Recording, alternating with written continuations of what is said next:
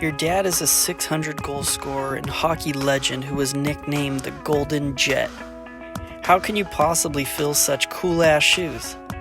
Well, you could become one of 7 players in NHL history to hit the 700 goal mark, become the 4th highest goal scorer of all time, have a badass video game named after you, and become affectionately known as the Golden Brett. I guess Brett didn't really fill his dad Bobby Hull's shoes at all. He more tore through them.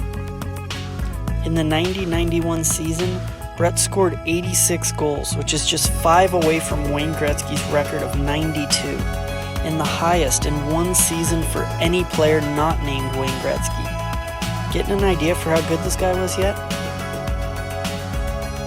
Brett Hull was one of the greatest goal scorers of all time. Before there was an Ovechkin one-timer or a Stamkos beam, there was a Brett Hull blast. Brett wasn't the type of player to go coast to coast and dummy 2 or 3 defenders on his way to a crafty deke and goal. His average skating and average flash was hardly ever a factor in his dominance. Brett Hull was one of those guys who just had a sixth sense for where the puck is going to be, and had an equally unfathomable ability to turn pretty much every puck into a goal, even ones that were somewhat controversial, like Brett's 1999 Stanley Cup clinching goal for the Dallas Stars. But the goal was good, and the rule was stupid. Even the Sabres agreed.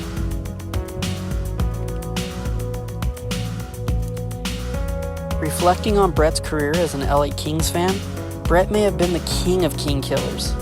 It felt like every game he would put up 2.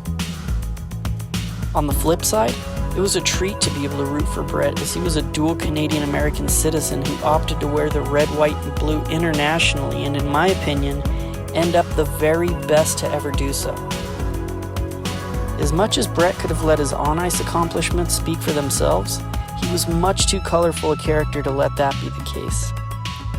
Throughout his career, he was one of not many outspoken NHLers.